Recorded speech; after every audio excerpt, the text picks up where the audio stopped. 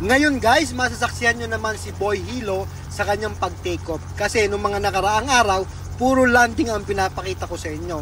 Yan, hinahabang kiniklear ni Boy Butas, tinatanggal yung harness ng ating helicopter na si Hornets.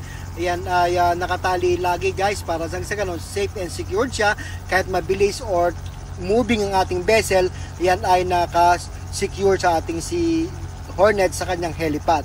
So ngayon natanggal na lahat ang mga harness, and then i-check yan sa ilalim kung may mga nakasabit pa dyan or baka may possible na sumabit na lambat para safety. Ayan, signing na clear for take off na tayo guys. Take off na si Boy Hilo. So tingnan natin kung pwede na ba siya maging isang simanging isda guys. Ngayon take off tayo. Pagmasdan nyo mabuti guys, ayan, ang hangin ay nasa port wind, port side siya. Halos headwind siya. Nasa salubong sa ating helicopter. Wow! Ayan. Swabing-swabe na guys, di ba?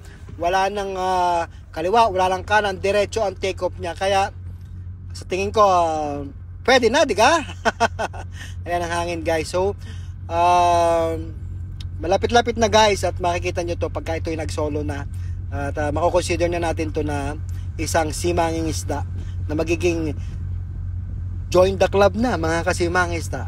Always the best, simanging isda.